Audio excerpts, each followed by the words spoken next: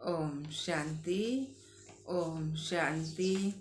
आज बाबा के 23-12-22 के महावाक्य प्रातः क्लास। ओम शांति। बाप दादा मधुबन। बाबा ने कहा, मीठे बच्चे जी बाबा, याद में बैठते समय आंखें खोल कर बैठो, क्योंकि तुम्हें खाते पीते चलते फिरते बाप की याद में रहना है। प्रश्न दिया बाबा ने, भगवान को ढूंढने के लिए मनुष्य दर दर धक्के क्यों खाते हैं? कारण, क्योंकि मनुष्यों ने, उत्तर दिया बाबा ने, क्योंकि मनुष्यों ने भगवान को सर्वव्यापी कह बहुत धक्के खिलाए हैं। सर्वव्यापी है तो कहाँ से मिलेगा? फिर कह देते हैं परमात्मा तो नाम रूप से न्यारा है। जब नाम रूप से ही न्यारा है तो मिलेगा फिर कैसे? और ढूंढेंगे किसको? इसलिए दर दर धक्के खाते रहते हैं। तुम बच्चों का भटकना अब छूट गया है। तुम निश्चय से कहते हो बाबा परम धाम से आए हैं। हम बच्चों से इन आर्गन्स द्वारा बात कर रहे हैं। बाकी नाम रूप से न्यारी कोई चीज नहीं होती है। ओम शांति। मीठे मीठे बच्चे बाप की याद में बैठे हैं। यह किसने कहा और किसको? सभी आत्माओं के बाप ने अपने बच्चों को आत्माओं से बोला। आत्माओं ने आर्गन से सुना कि बाबा ने क्या कहा। बाबा ने कहा, अपने बाप को याद करते हो? बाप को याद करने के लिए क्या आंखें बंद करनी होती है? नहीं होती ना, आंखें खोल के बाबा याद करना। बच्चे, जब बाप को याद करते हो तो आंखें तो खुली हुई होती हैं। उठते बैठते चलते फिरते बच्चों को बाप की याद रहती है। आंखें बंद करने की दरकार नहीं है। आत्मा जानती है कि मेरा बाप इन आर्गन से मेरे से बात करते हैं। परम धाम से आए हैं इस पतित पुरानी दुनिया को नई दुनिया बनाने। यह बुद्धि में है, आंखें तो खुली हुई हैं। बाबा बात करते हैं, तुम सुनते भी हो और याद में भी हो। कौन सुनाते हैं? परम पिता परमात्मा। उनका नाम क्या है? जैसे तुम्हारे शरीर का नाम है वह बदलता रहता है। तो एक शरीर लिया, छोड़ा, फिर दूसरा लिया तो नाम भी दूसरा पड़ेगा। आत्मा का नाम बदलता नहीं है। बाप कहते हैं मैं भी आत्मा हूँ और तुम भी आत्मा हो। मैं परम धाम में रहने वाला परमात्मा हूँ, इसलिए सुप्रीम आत्मा कहते हैं। सुप्रीम ऊंची तो ऊंच को कहा जाता है। उच्च आत्माएं भी हैं तो नीच आत्माएं भी हैं। कोई पुण्य आत्मा, कोई पाप आत्मा। तो बाप कहते हैं मुझ आत्मा का नाम सदैव एक ही शिव है। नाम तो जरूर चाहिए ना। न जानने के कारण कह देते हैं नाम रूप से न्यारा है, परंतु नाम रूप से न्यारी कोई चीज ही हो ही ना सके। जैसे आकाश है, कोई चीज तो नहीं है ना। पोलार ही पोलार है तो उनका भी नाम तो है ना, आकाश। बहुत सूक्ष्म तत्व है। अच्छा, उनसे भी ऊपर फिर देवता रहते हैं, वह भी पोलार है।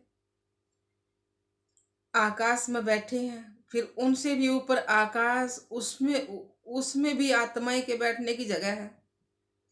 लाल प्रकाश परमधाम, वो भी आत्मा की बैठने की जगह है, वह भी आकाश है, जिसको ब्रह्म तत्व कहते हैं। ये 3 तत्व हैं, स्थूल, सूक्ष्म और मूल। आत्माएं तो जरूर पोलार में रहेंगी ना। तो 3 आकाश हो गए ना। तो बाबा ने क्या, इस आकाश में खेल होता है तो जरूर रोशनी चाहिए। तो लीला आसमान है, इस आकाश के नीचे खेल होता है तो जरूर रोशनी चाहिए। मूल वतन में खेल नहीं होता है, उसको ब्रह्म तत्व कहते हैं। वहाँ आत्माएं निवास करती हैं।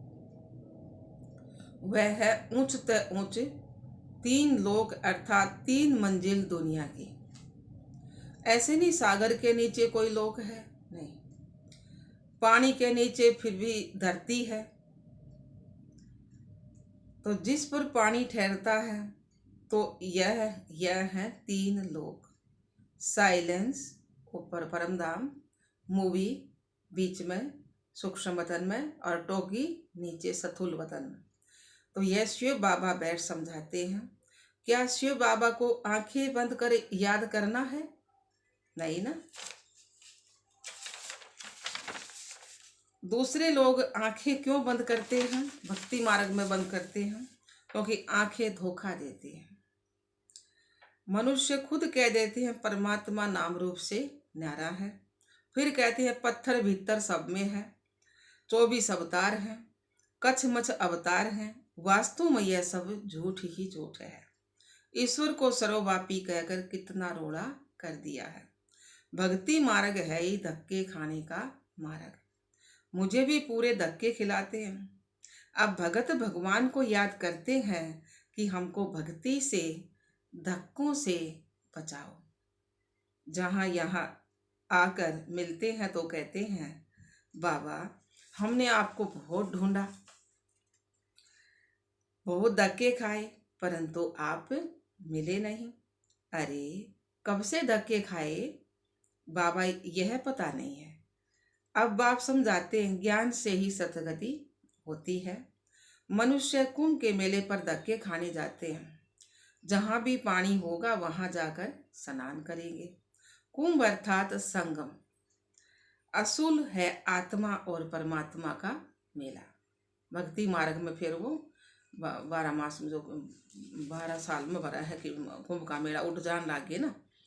तो बाबा ने कहा असूल मेला तो यो है ना, आत्मा और परमात्मा का मिलन है, यो है सच्चा कुंभ का मेला। तो परंतु भक्ति में फिर वह सागर और पानी का मेला बना दिया। देश देशांतर मेला लगता है, वह है पानी में स्नान करने का मेला। कई इन बातों को मानते हैं, कई नहीं भी मानते, कई तो न भक्ति को न ज्ञान को मानते। सब तरह के हैं बच्चे बाबा के। बस मनुष्य पैदा होता फिर मरता है, नेचर ही है। अनेक मतें हैं ना दुनिया में, जितने मनुष्य उतनी मतें। एक ही घर में स्त्री की मत और पुरुष की मत और हो जाती है। एक का घर में स्त्री की मत दूसरी, पुरुष की मत दूसरी। एक पवित्रता को मानेगा, दूसरा नहीं मानेगा। माता ज्ञान मचाल जाएगी तो वह पवित्रता मानेगी, और भाई ज्ञान मचाल जाएगा तो वो मानेगा, बहन ना माने। तो एक मत होती कोई ना सबकी। तो बाबा ने बताया अभी तुमको श्रीमत मिल रही है, गाया हुआ है ना श्रीमत भगवानुवाच।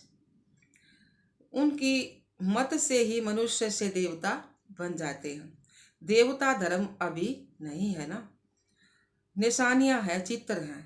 देवता के मंदिर में चित्र धरे हैं, चित्र दस हैं, जिससे सिद्ध है कि आदि सनातन देवी देवता धर्म था। वह राज्य करके गए हैं। पुराने तो पुरानी चीज है देवी देवताओं की।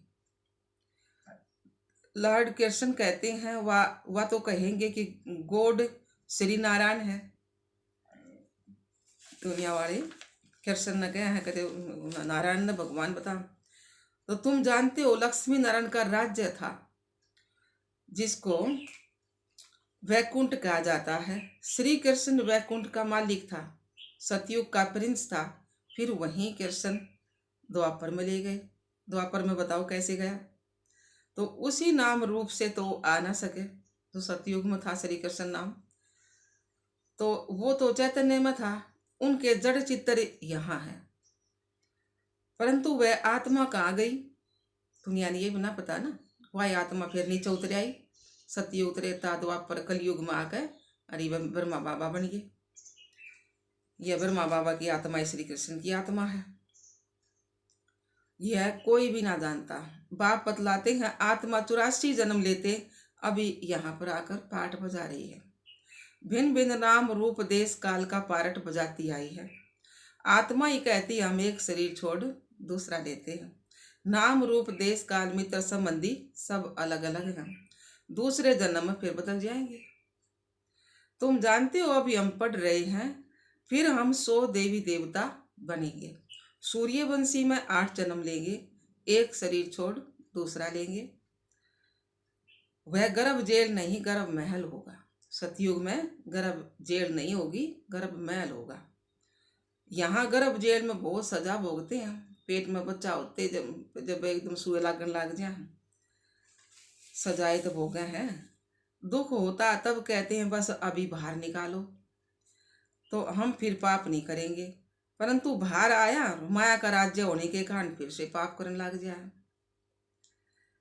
तो बाबा ने फिर बताया, तो वहाँ गर्भ महल में आराम से रहते हैं। सतयुग में गर्भ महल होगा, वहाँ आराम से रहेंगे।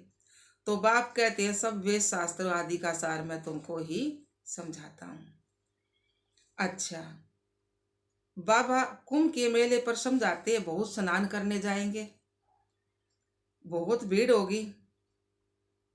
बच्चे का वंशन, अच्छा बाबा कुंभ के मेले पर समझाते हैं बहुत स्नान करने जाएंगे, बहुत भीड़ होगी। इलाहाबाद में त्रिवेणी पर मेला लगता है। अभी वह कोई संगम तो है नहीं, संगम होना चाहिए सागर और नदियों का। यह तो नदियों का संगम है, 2 नदियां मिलती हैं। वह फिर कह देते तीसरी नदी गुप्त है। अब गुप्त नदी कोई होती नहीं है, ही 2 नदियां, देखने में भी 2 आती है ना। एक का पानी सफेद, एक का मैला दिखाई दे है। और तो कोई है नहीं, गंगा जमुना 3 नहीं है, यह भी झूठ हुआ ना। संगम भी नहीं है। कलकत्ते में सागर और ब्रह्मपुत्रा नदी मिलती है। नाव में बैठकर उस पार जाते हैं, वहाँ मेला लगता है। हम कितनी मेहनत करते हैं। अमरनाथ पर तीर्थ यात्रा करने जाते हैं, वहाँ भी शिवलिंग की मूर्ति है। तो वह घर में भी रख सकते हैं, फिर वहाँ जाने की दरकार नहीं है। यह भी धक्का खाना ड्रामा मनूंद है। त्रिवेणी में जाते हैं, समझते हैं वह पतित पावनी है। कोई कोई को यह मालूम ही नहीं नदियाँ कहाँ से आती हैं, पहाड़ों से आती हैं। परंतु पानी तो सागर से आता है। बादल बरसते हैं तो ऊंचे पहाड़ होने के कारण बर्फ जम जाती है। तो फिर धूप लगने के कारण जब बर्फ गलती है तो पानी इकट्ठा होकर नदियों में आता है। अब विचार करो कि पतित पावन परमपिता परमात्मा ज्ञान का सागर व नदियाँ, शिव बाबा है ना पतित पावन, तो नदियाँ थोड़ी ना पावन कर सके हैं। नदियाँ में तो बहुत दिन तक नहाते आए थी पावन हो जाए। नदियाँ के सारा रहे वो तो रोज जना है, वे तो कहती पावन हो जाए थी, तो पावन तो कोई सह नहीं इस दुनिया में।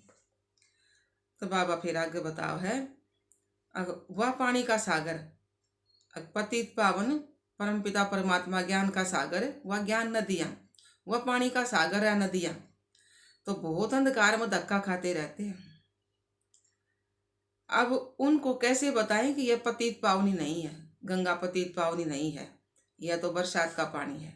बादलों से पानी आता है, बादल फिर सागर से पानी खींचते हैं। पानी तो पतित पावन हो नहीं सकता। पतित हो रहे हैं, गिरे हुए हो रहे हैं, कतिये विकारी हो रहे हैं, तो उन भगवान पावन बनावन आया से गाते भी है ना पतित पावन सीताराम है। तो हे पतित पावन आओ, भक्ति मार्ग में गाँव है ना, पतित पावन सीताराम रघुपति राघव राजा राम। फिर कहे पतित पावन आओ। तो आत्माएं कहती हैं हे पतितों को पावन बनाने वाले बाबा मुझ पर रहम करो। आत्माएं कहे है ना, हे पतित पावन, हे पतितों को पावन करने वाले बाबा रहम करो। तो बाप समझाती है भक्ति के धक्के खाने से कोई पावन नहीं बनते। भक्ति मार्ग में कितना धक्के खा लो लेकिन पावन नहीं बनते। यह नदियाँ तो अनादि है ही, पानी है पीने और खेती करने के लिए। पानी है ना, नदियाँ नहरा का अगियो है, पानी पीने खेती करता ही, तो वह कैसे पावन करेगा बताओ। अभी यह तुम्हारा अंतिम जन्म है, मैं आता हूँ तुमको पावन बनाता ही। सतयुग पावन दुनिया थी, यह पतित दुनिया है। जो पावन थे वह 84 जन्म लेकर ही पतित बन गए। इसलिए फिर पावन बनने के लिए बाप को बुलाते हैं। आधा कल्प से उतरती कला होती आई है ना। भारत सतयुग में बहुत सुखी था, पावन था, अब दुखी है। क्योंकि पतित है इसलिए पुकारते हैं ओ गॉड फादर, फिर कह देते हैं उनका नाम रूप है ही नहीं। पुकारें भी है और फिर भी कह दे उनका नाम रूप कोई कुछ नहीं है। तब पुकारते किसको हो फिर? तो यह भी समझते नहीं। जैसे कहते हैं आत्मा स्टार मिसल है, चमकता है जब सितारा। आत्मा बिल्कुल छोटी बिंदी मिसल है। तो टीका भी यहाँ लगाते हैं मस्तिष्क के बीच में और कहते हैं भरकुटी के बीच चमकता जब सितारा। तो इतनी छोटी सी बिंदी आत्मा में 84 जन्मों का अविनाशी पारट नूंदा हुआ है, वह कभी मिट नहीं सकता। यह सारा नाटक इमार्टल है, चक्कर फिरता रहता है। तो ऐसे नहीं कि सृष्टि एक जगह खड़ी है। आदि सनातन देवी देवता धर्म जो पहले था वो अब नहीं है। जरूर जब था, जरूर जब ना हो तब तो मैं आऊं। बाबा कह रहे जब ना हो धर्म जब तो मैं आऊं ना। मैं आकर फिर से देवी देवता धर्म की स्थापना करता हूं। तो चक्कर फिरता है, स्टेज ओवर भी फिर रिपीट होती है दोबारा से। सतयुग में सूर्यवंशी राज्य था, त्रेता में फिर चंद्रवंशी हुआ। अब फिर तुमको 84 जन्मों का सारा पता पड़ा है ना, कैसे हम चढ़ती कलाम आते हैं। बाप सभी बच्चों को पति से पावन बनाने का रास्ता बताते हैं। ऐसे नहीं कहते कि आंखें बंद करके मुझे याद करो, खाते पीते चलते फिरते मुझे याद करो। आंखें बंद कर खाना खाएंगे क्या? आंख खोल के खाएंगे ना तो मक्खी अंदर चली जाएगी फिर। तो तुम बच्चों की आत्मा जानती है बाबा हमको पढ़ा रहे हैं। वह कहते हैं बच्चे तुम मुझे याद करो तो तुम पावन बनेंगे। जितना समय याद की यात्रा में रहते हैं तो मनुष्य पवित्र बनते हैं। जितना भी बाबा की याद में रहते हैं तो पवित्र रहते हैं।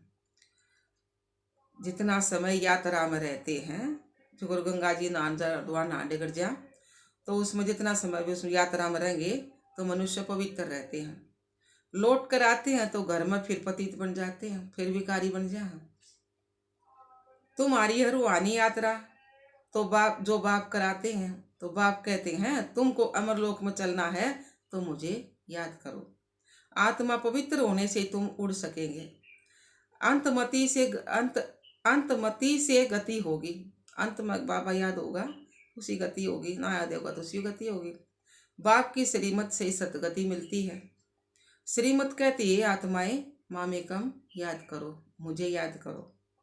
तो खाद निकल जाएगी, जो आत्मा में विकार है बुराई है वे निकल जाएंगी और तुम मुक्ति धाम में चले जाएंगे और फिर जीवन मुक्ति में आएंगे।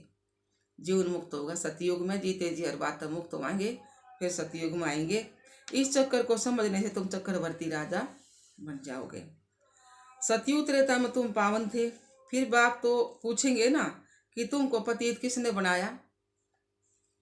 यह भी अभी तुम बच्चे समझते हो कि जब से रावण राज्य शुरू होता है तो पतित बनना शुरू हो जाते हैं,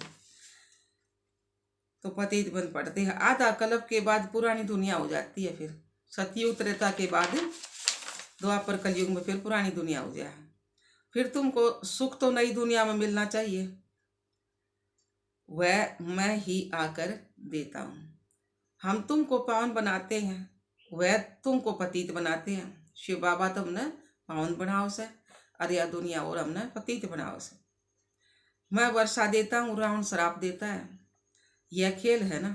रावण तुम्हारा बड़ा दुश्मन है, उनका बुत बनाकर जलाते हैं।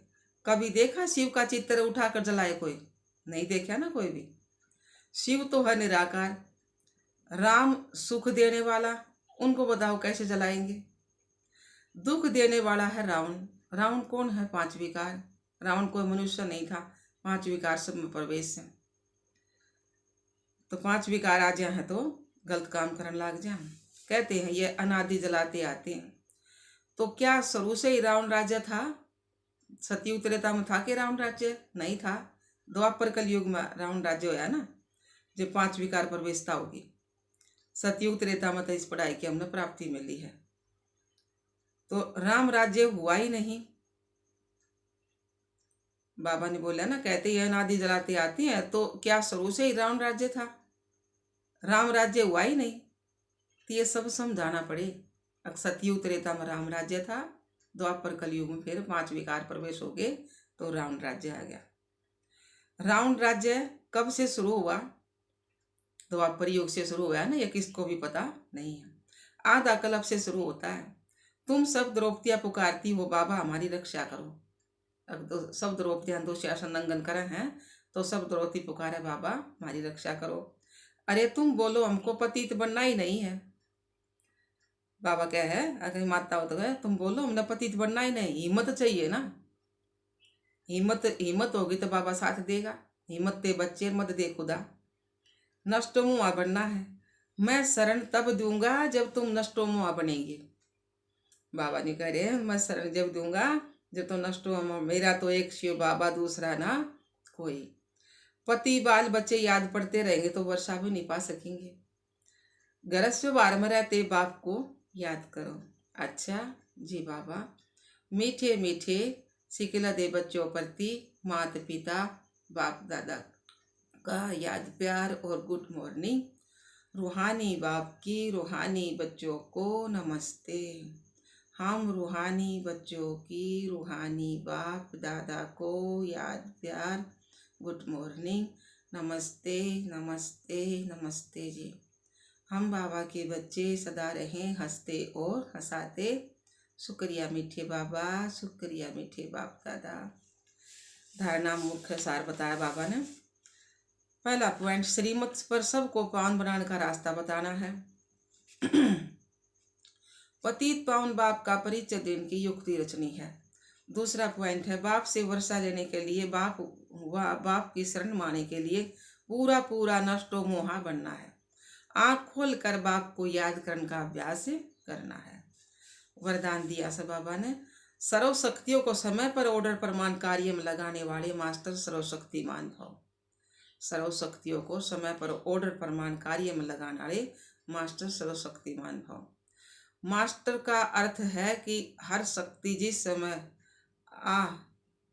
सोवान करो तो शक्ति प्रैक्टिकल स्वरूप में अनुभव हो। जिस समय जिस शक्ति की जरूरत हो उस समय वो शक्ति सहयोगी बने। शक्ति को ऑर्डर किया और हाजिर। ऐसे भी नहीं ऑर्डर करो सहन शक्ति को और आए सामना करने की शक्ति, तो उसे मास्टर सर्वशक्तिमान नहीं कहेंगे। जैसे शरीर की शक्तियाँ ऑर्डर में है, ऐसे सूक्ष्म शक्तियाँ भी ऑर्डर प्रमाण कार्य करें, एक सेकंड का भी फर्क ना पड़े। स्लोगन दिया है बाबा ने, प्रसन्नता का आधार संतुष्टता की शक्ति है। प्रसन्नता का आधार संतुष्टता की शक्ति है। खुश जब रहेंगे जब संतुष्ट रहेंगे।